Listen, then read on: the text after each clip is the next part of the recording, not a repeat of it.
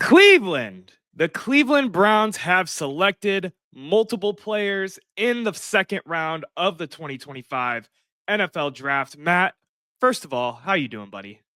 I'm wonderful. Finally back home to lovely Cleveland, Ohio. I am glad you are here to join us and talk and enjoy the conversation that we are going to have for the next 10 to 15 minutes or so here on the page.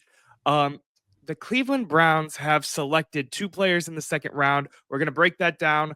First, want to get all the access bullshit out of the way. Follow us on Instagram, X, TikTok, you name it, at The Office CLE. That's at sign The Office CLE. Make sure you follow us, subscribe to us on YouTube, and hit the download button if you're listening to the audio only version of the show.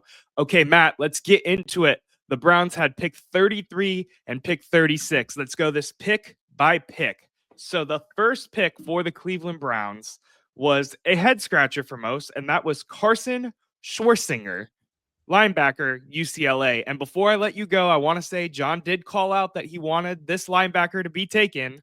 I don't think it was in the second round. I think it was in the third round. But Carson Schwarzenegger, All-American, UCLA. What are your thoughts on it, Matt? I mean, from a purely player standpoint, I think he's a phenomenal player. He's going to be great in the league. The tape that, I've seen on him shows exactly what Cleveland wants out of one of their linebackers. I think he's going to be a phenomenal asset to this defense. However, it does have me very disheartened and very scared for another player on the Cleveland defense. And that's JOK.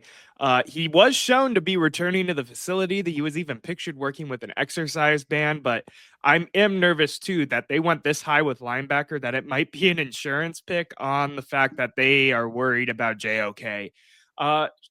Carson, I'm not going to try to keep repeating his last name. Carson is a good linebacker. He is a solid linebacker. He's a great grab here. No character concerns, none of these other issues with some of these prospects, no injuries that are currently kind of sitting up there. Carson is an interesting ad. I think we were all expecting offense in the second round and third round with all of these picks. So it's interesting, but it does feel very Andrew Berry-like, for better or for worse, going with the best player probably they had on their board for this pick at that area and taking him and moving forward with it. What else are you thinking on a linebacker as opposed to, say, a quarterback or a wide receiver or at this point, because we didn't know that the pick was going to be a running back next, a running back, an offensive tackle or guard? What really throws you off on that, Matt? I mean, honestly, I don't really hate the pick positional wise. I think looking at especially our linebacking core post JOK injury, that was one of the ugliest, rooms we had, at least in my opinion. There was a lot of ugly rooms in Cleveland last year, don't get me wrong. Yeah, And there is a lot of ugly rooms in the offense, and that's what I think is still scaring us at this point in time. For those who are watching after the fact, these are live, raw reactions. I literally ran from my couch over to my desk to talk to Matt. Go ahead. I didn't mean to cut off your take, Matt. I think one of the other things to kind of look at here, specifically with this year's draft, is the offensive talent pool, at least in my opinion, I'm no pro, is significantly deeper than the defensive talent pool. So I definitely think this was, the Andrew Berry-esque move, as you said, of, hey, this guy's going to be good. Even if he's a late second round-ish pick, we're not picking there. We're not missing this guy. I think there's probably still 4 or 5 offensive linemen left in this draft that I think can be high quality starters. There's still probably 3 receivers left on the board that are very high quality. Luther Burden, for example. I kind of wanted us to go there, truthfully, but I mean, I don't hate the pick. I do see why some people are upset with different position groups being maybe a bigger need. But I think when you look at, pick value compared to other linebackers in this class, he's pretty much the last one left, unless there's a hidden gem down there. It's really interesting to me, too, while you were giving the rest of your thoughts. I was looking to see if Carson even took a top 30 visit with us. I know top 30 visits don't always matter, but he didn't even take a top 30 visit with us. And what was basically considered by most to be a second first round pick that we knew we were going to have no matter what in this draft, potentially, unless they were going to give it up for Cam Ward. I don't know if you heard that. The Browns tried to give a good package to move up one spot to take Cam Ward last night. That was something that happened. It's just, it's interesting. I feel like my catchphrase for this draft has been, it's interesting, because I am still taken aback that they took a linebacker that I think is a little bit of a reach. I think he's a good linebacker, don't get me wrong. But at 33, I thought there was a chance for them to get him later on, whether that be a trade up or maybe even fell to him in the third round. But hey, we'll have to wait and see. Hopefully, this isn't a bad sign for JOK, and this is just a player they really liked and they wanted to co-sign it. But Matt, we have a player that we want to talk about way more. No offense to Carson. I hope he does great in the orange and brown. I support all of the Brownies. But you know who I support just a little bit more?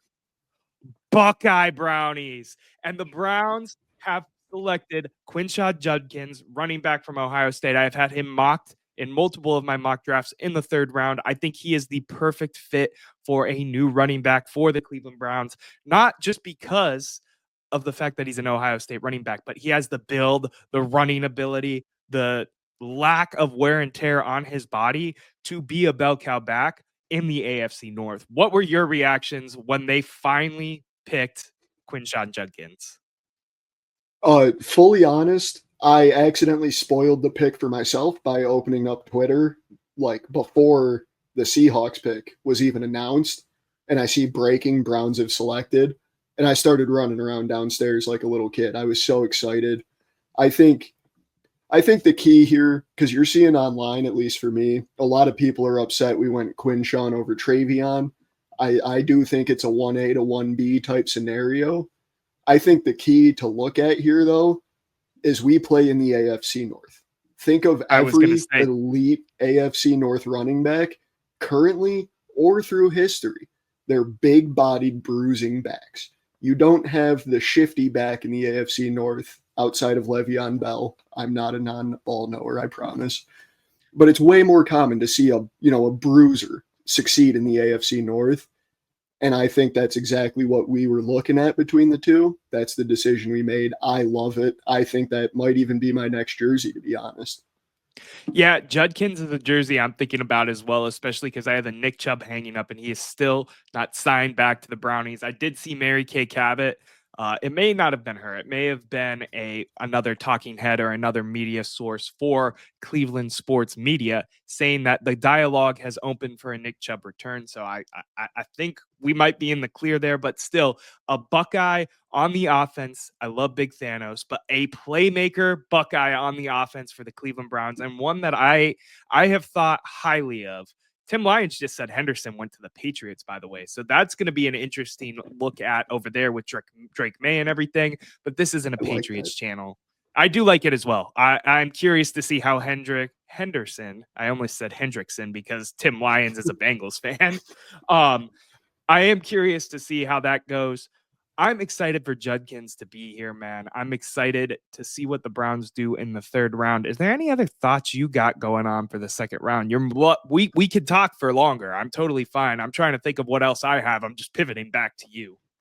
I I'm really expecting. I know I texted you this about the first round last night, but I still believe, especially with this quarterback class, I don't think there's a way we come out without a quarterback. I'm throwing my Hail Mary prediction that we're going to be picking again in the second round here. You think they're going to pick in the second? I don't. I think they're going to stay put and use both of those third round picks as they see fit and just roll with it.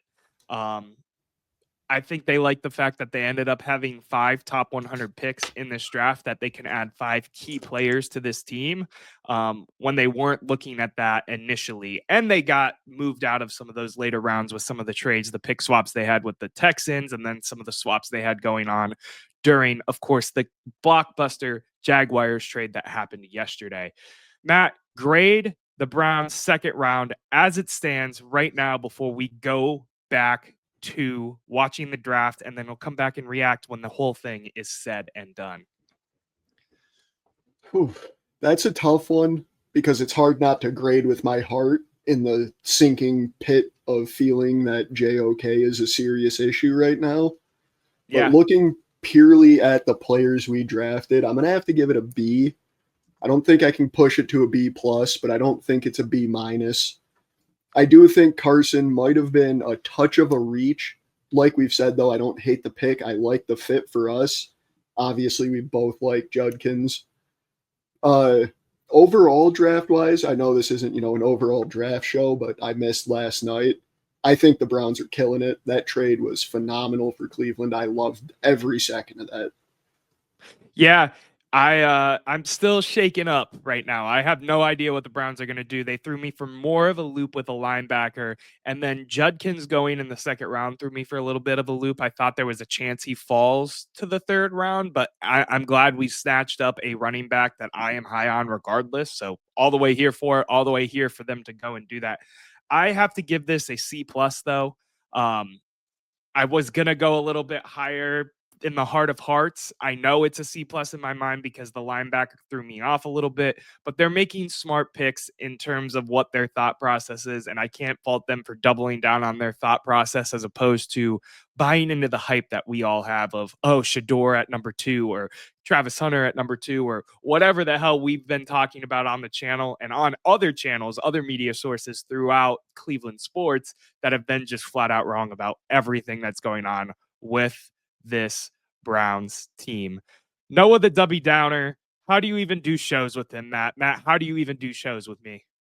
Normally, the roles are reversed. I'm the one that's always pessimistic about Cleveland sports, but I got exactly what I wanted. I've been dying on the hill that I wanted us to trade out at 2. I'm so excited right now. I don't think anything can really ruin this draft for me. I Unless feel it. Nick I Chubb feel it. signs to the Steelers right now, then I'll probably punch something.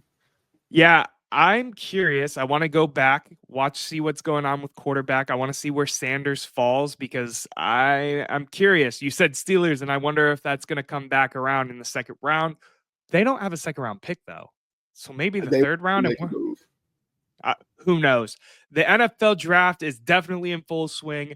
Draft season is in absolute full swing. We're going to go back, check out what's going on with the draft for a little bit. We will be back when we think the Cleveland Browns are completely done, kaput, over with making selections here on day 2 to react to the overall third round, talk a little bit more second round need be, depending on what they do. And until then, Matt, you got anything else you want to say to the people? Please go get me Jalen Milroe.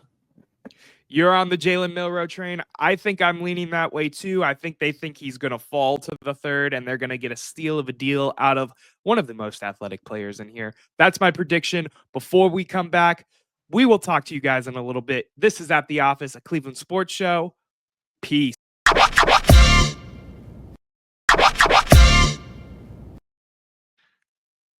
Wow. That was an experience and a half, to say the absolute least. We are sitting down post the drafting of Dillon Gabriel, the quarterback from Oregon, here at the office, talking all things Cleveland sports. I'm your host, Noah, yet again, here with Matt. You could join us at the office too. Call us, text us, 216-260-3433, or, follow us as well at the office, CLE, on Instagram, TikTok, X, Facebook, you name it, we're on it. Subscribe on YouTube, help us grow the brand an absolute ton. Matt, I need you to give me some knee-jerk reactions so I can send out some reminders that we're live real quick. I'm in shock. I'm frozen. I don't even know what to say. I'm stuttering over my words. I wanted us to go quarterback there. We're skipping over the earlier pick for now. I wanted us to go quarterback. I just can't believe we took Dillon Gabriel. I think there's at least 2 better backs left on the board. Obviously, Andrew Barry and Kevin like something there. He must have been right behind. I mean, he's right behind Jalen Milroe in terms of athleticism in my mind. But the arm talent, the decision making, the pocket awareness is just not quite there in my eyes. And I'm really shocked that's the direction we went. I did not expect that in the slightest. I'm utterly baffled, man. Absolutely, utterly baffled. Um, Dillon Gabriel above Shador Sanders. If you would have told me this before the beginning of the NFL draft, I would have called you crazy, right, Matt? 100%. And I'm a Shadur hater. Like the kid has talent.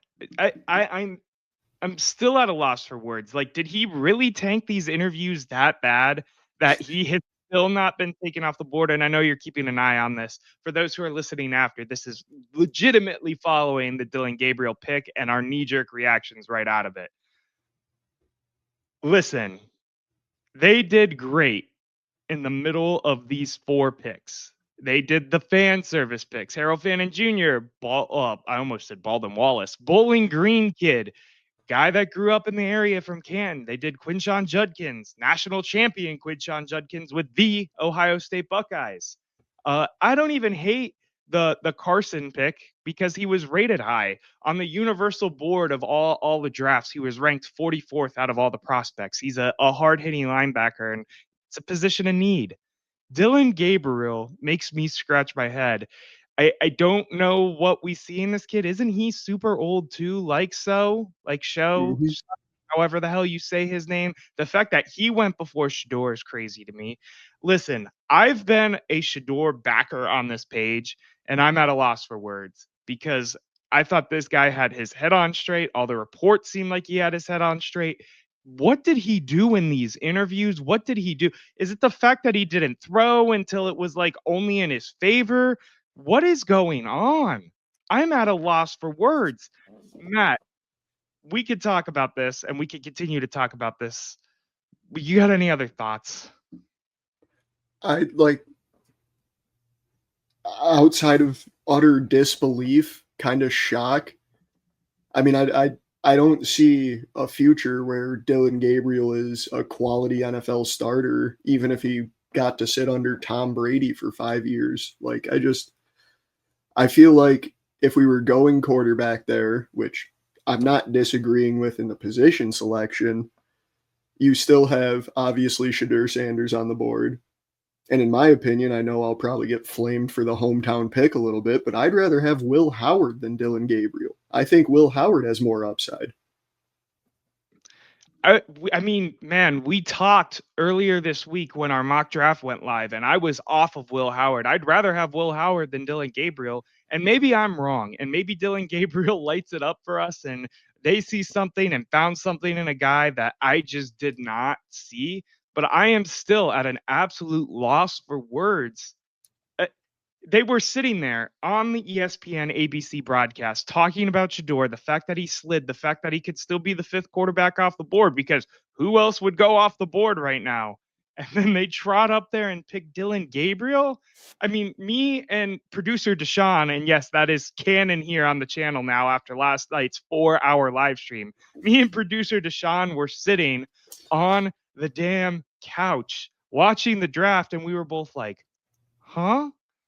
I mean, I thought even Watts would be can potentially a pick there. The safety from Notre Dame who was first round graded. I would have been more okay if they skipped again on a quarterback. Dillon Gabriel, it feels like a reach. He was a day 3 pick. Later day 3 pick in my mind. I just don't.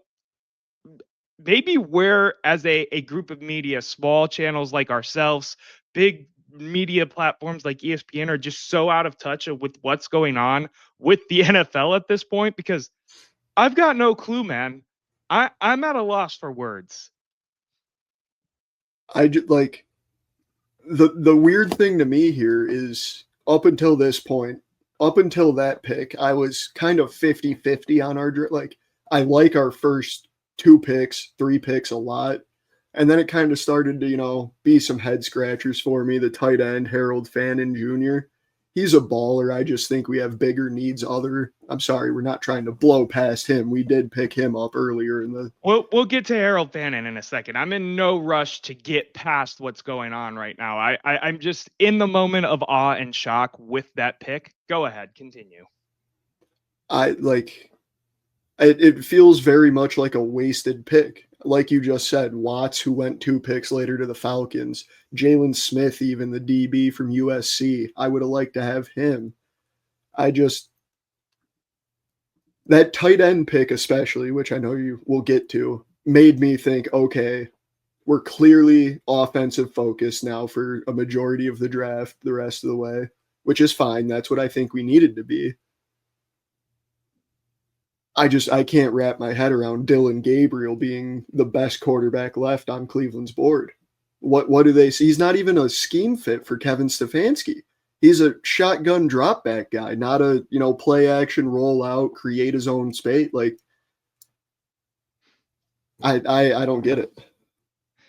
Tim Lyons is clowning us in the chat right now. You needed a QB, though. You got him. Watts went to the Falcons.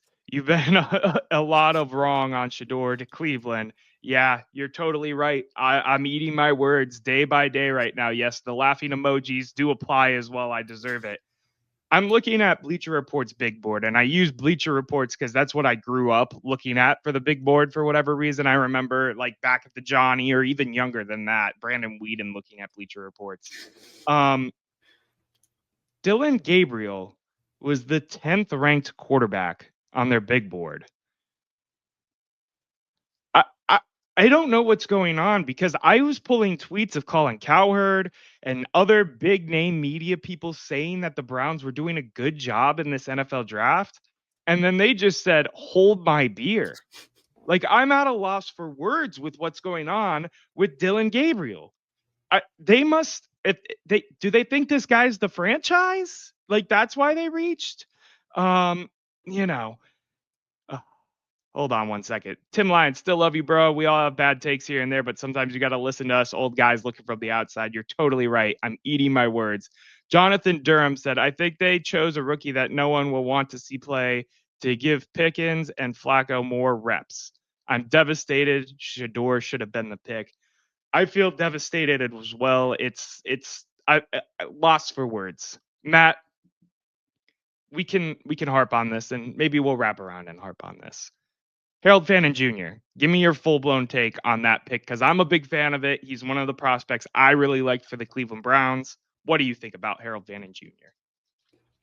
I think he's an absolute baller. He is going to be good in the NFL. I have zero doubts about that. He's going to be a great second tight end behind David Njoku when we're running those 2 tight end sets. I love him as a player. I'm just very, very torn on the selection of a tight end there, being how many holes we have on the offensive side of the room. I think we could have gone, O-line there maybe, or even, flipping back to defense. We need a safety in my eyes. I don't hate the pick, but I'm not sure I necessarily love it given how many other holes we have. Granted, I do think he's going to be very good for us. I just think we could have gotten a little bit of better value. But when you start splitting hairs like that in the NFL draft, you're wasting time. Yeah, I get you. I get what you're saying, but I'm a big fan of Fannin because we're going back to the 2 tight end sets. He's a scheme fit for Kevin Stefanski. You can kind of use him in a utility role that I think could be fun. Some people were talking about using him in like that Puka role where we're putting him in different spots, even though he's a certain size and stature of a player. Fannin has a lot of room to grow. He was in the MAC. But as a backup behind David Njoku and in these 2 tight end sets with the Cleveland Browns, with the 12 personnel that they're going to be doing a lot of again this year, I thought he was a perfect fit. And I like him better than, say, like a Gunnar Helm that was also a scheme fit and a mock to us later on. And maybe that's my bias because I like, Bowling Green and the Ohio roots there that are a part of that. Harold Fannin, though, I thought I give it a grade. Give Harold Fannin a grade. I'm gonna have to give that a hard C.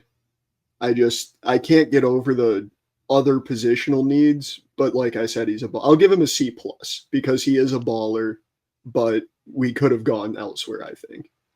Yeah, I'll give it an A. I'm really high on this pick. I liked the idea of them going with, one of their top 100 picks going towards a tight end and they saw their guy and picked him. Harold Vannon did take a top 30 visit with the team. So did Dillon Gabriel, I'm pretty sure. Let me pull that up real quick because now I'm curious. I know they went out to Oregon though, so that was part of it. And in terms of Dillon Gabriel, he did not take a top 30 visit with the team, but they did go visit him in Oregon. Fannin is a great pick. Having him and Njoku out there at the same time can be a great pass catching duo. Yes, I wholeheartedly agree with that take, John. Matt, the draft is absolutely insane. I had one of our buddies, one of our good friends, Ryan Johnston, give me a call and say it's got to be Shador at this point, and he's an Eagles fan for background, so he's a third party. Like, it's got to be Shador at this point. Who else are they going to take? What else is going to happen? And a loss for words is still 100% where I'm at with this pick. A loss for words is where I'm at with this draft.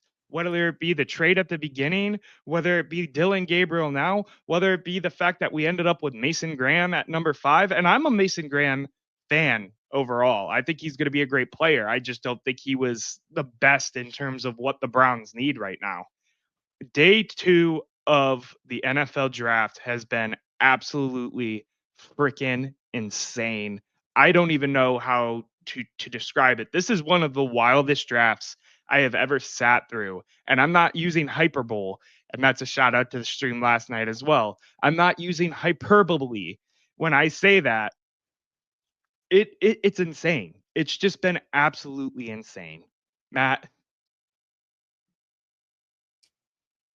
I kind of like you said, I'm just like I'm so lost. I don't even know what we're supposed to be talking about right now. Like, how, I'm really curious to see. I got a notification right as we were sitting down to give our little our show going that Andrew Barry and Kevin are giving a press conference right now, and I'm going to be very very interested to see how they defend that pick, because I know they're going to have to get up there and, say something that's going to give us a little bit of hope about this. I really wonder too. I'm not sure how many picks it was. I won't bother looking. I really think they were looking at Jalen Milroe, and then when the Seahawks sniped him, I think it kind of sent a panic through the draft room. That's my running theory. I have no reason, like no evidence to support this, but I kind of think they were like, oh, okay, cool. Milroe's going to fall to us here. And then he didn't. And they were like, all right, we got to go now. Dillon Gabriel. Yeah, I think Gabriel was their quarterback number 2, and Seattle taking Milroe at 92 threw them for a loop. I was going to shout that out as well, so thank you for reminding me that. I think they were really high on Milroe. I think you saw that throughout, and they took their second best option in their mind, which is Dillon Gabriel, even though they could have probably played the board in their favor and got another prospect that they like. This is what they decided to do. And me, you, and the rest of Cleveland Browns dog pound nation have to deal with this pick and figure out if it was worth it or figure out if it wasn't. I am still at a loss for words. I have been going on draft coverage for the last 48 hours, a 4-hour live stream yesterday, a double stream today with Matt to react to all of this. My throat hurts. I'm partially sick. Matt, you got anything else you want to say in terms of the NFL draft, round 2, reactions, thoughts when it comes to everything? Let's give it a grade overall. Let's give the night a grade overall. Let's end it like that. I give it a C+. Oh, this is tough. I mean, like we've been saying this whole time, I'm so lost, so confused. If I could ignore Dillon Gabriel, I'd probably be giving it close to a B plus. Obviously, we did pick Dillon Gabriel. I'm gonna have to go with a C minus, honestly. The only thing that I've been thinking about since I'm sitting here is when I look at Dillon Gabriel's tape from memory, what I remember seeing him play. And I know this is gonna sound weird. Hear me out. And what I remember from Ravens Joe Flacco, the passing style is rather similar in my mind. Obviously, Dillon Gabriel is a little bit more mobile than I think Flacco ever was. However, I I mean, maybe that's the route that the front office was thinking, and hey, maybe let him develop into Joe too. I I don't see it, like I've said, but I'm just trying to come up with theories that they might have run. And now, Yeah, oh, there we go. Let me. I believe round 3 is over, and Shadur is not going to be picked. I'm gonna say yes. Round 3 is over. Shador Sanders stays on the board into day 3. A thought to be first round prospect falls harder than I think we've ever seen in our lifetimes. Tim, I know, is doing a victory lap in the chat, but even if you aren't high on Sanders, to think that he was going to fall this hard in the NFL draft is absolutely insane. It's crazy. That being said, I got to give it a grade. I give it like a C. It's a C plus for me, dog. I was fine with it. I could have took Carson on the chin, even though it didn't make sense to me. I love Judkins. I love Harold Fannin. We take Dillon Gabriel as a complete reach, and I don't know. I can't wait to see what the media reaction is to this pick. I can't wait to see what happens in day 3 of the NFL draft. We are going to shut it down here at the office. Stay tuned to Twitter for any extra updates. I think these are the biggest moves that are going to have the highest effect in terms of the Cleveland Browns moving forward, unless somehow they do some crazy shit tomorrow. But it's day 3. It's round 4 through 7. They're going to rapid fire these picks, and we're going to be on our merry way. On top of the fact we got a Cavs playoff game to pay attention to, we've got a Guardians doubleheader to pay attention to. I'm going to go have a social life tomorrow. Matt, I'm assuming, is working or going to go have a social life or do something. Same with John, same with Eric. So, with that being said, at the office, draft coverage coming to a close for the most part right now. Obviously, stay tuned. If something crazy happens, we will break it. And until the next time we see you, which will be either the Wednesday or the Thursday show, where we interview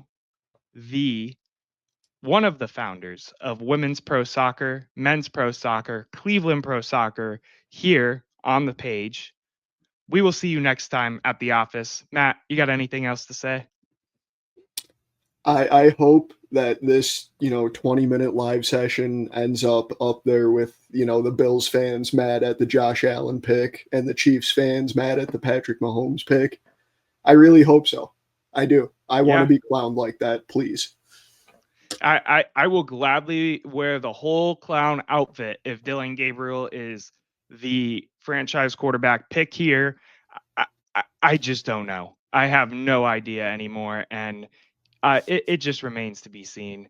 Matt, it's been a pleasure. Thank you for joining in on these knee-jerk and instant reactions to the Browns picks in the 2025 NFL Draft. We will see you Wednesday or Thursday, depending on the Cleveland Cavaliers game, with that interview for one of the founders of Cleveland Women's Pro Soccer that we announced yesterday on the live stream. Make sure you go check those videos out if you haven't already. And until next time, Cleveland, stay up, stay blessed, and